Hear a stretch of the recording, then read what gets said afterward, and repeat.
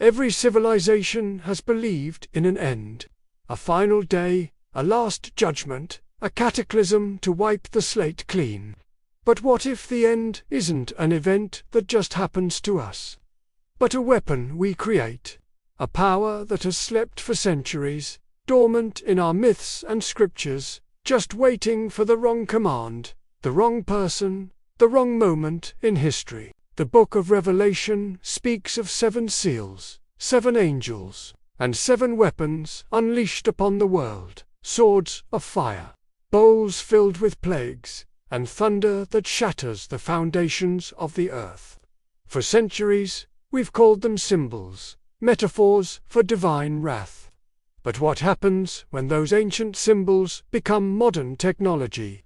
The 7th angel, it says, will pour fire upon the earth. Today, we call that a nuclear warhead. It's the same outcome, just a different name. The collision of ancient prophecy and modern science raises a chilling question. Were they warnings all along? Long before the atom was split, the ancient scriptures of India described weapons of unimaginable power. The Brahmistra, celestial spear of pure energy that could erase entire armies, leaving nothing but dust. The Vajraindra's thunderbolt, a weapon said to be capable of splitting the sky itself. And the most terrifying of all, the Pasupata Shiva's personal weapon that could destroy not just mortals, but even the gods. The texts are eerily specific about the aftermath. The soil will be rendered sterile. The rivers will run dry, and for generations, no living thing will walk that land again. Thousands of years later, modern scientists have a word for that exact phenomenon. They call it radiation. In 1945, the first nuclear device was detonated. Codename Trinity. As the sky over the New Mexico desert opened in a blinding, silent inferno, the father of the atomic bomb, Robert Oppenheimer, found himself recalling a line from the ancient Hindu scripture, the Bhagavad Gita. As he watched the mushroom cloud rise, he whispered, "Now I am become death, the destroyer of worlds." But that line, that very concept, had been written down thousands of years before he was born. It wasn't just a quote. It felt like a prophecy fulfilling itself, a closed loop in history where the ancient warning finally found its modern voice. During the Cold War, humanity outsourced its own extinction to automated systems. The most feared of these was a top-secret Soviet program known as Perimeter, or more chillingly, the Dead Hand. Its logic was terrifyingly simple.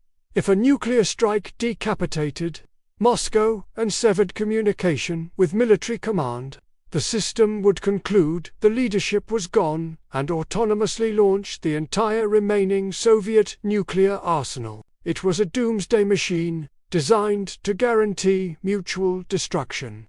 Today, digital ghosts of that apocalyptic code still linger in military networks, and no one can say for certain if a single software error, a forgotten line of code, could accidentally trigger the end of everything. But not all weapons are designed to destroy cities. Some are designed to destroy the mind. For decades, classified research programs have explored brainwave control, studying specific electromagnetic frequencies capable of inducing states of intense fear, unthinking panic, or even absolute obedience in a human target. This isn't science fiction. It's the cold, hard application of neuroscience to the battlefield. The ultimate weapon isn't one that kills the body, but one that hijacks the soul, turning our own thoughts against us. Hidden away in the Church's most forgotten archives, apocryphal texts speak of 3 legendary Doomsday artifacts.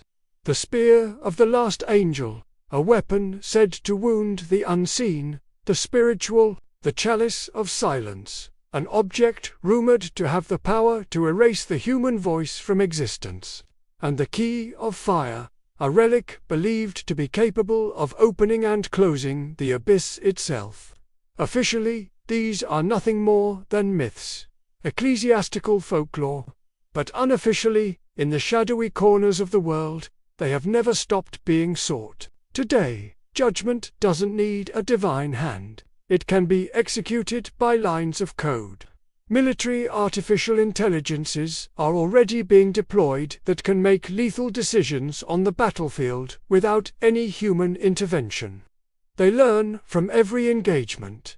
They predict enemy behavior with terrifying accuracy. They evolve, and one day, they might run a final calculation and conclude that the greatest threat, the ultimate enemy, is humanity itself. What happens when the weapon we created to protect us decides we are the problem? The scriptures said the end would arrive with fire and thunder. But perhaps the true judgment will begin in silence. In the quiet hum of a server farm, or the click of a single line of code. Perhaps Doomsday isn't the loud, explosive destruction we've always imagined. Maybe it's the quiet decision to stop looking, to stop questioning, to hand our fate over to the very weapons we built. Because every weapon needs a target. And the greatest, most terrible secret of the end is that the target has always been us.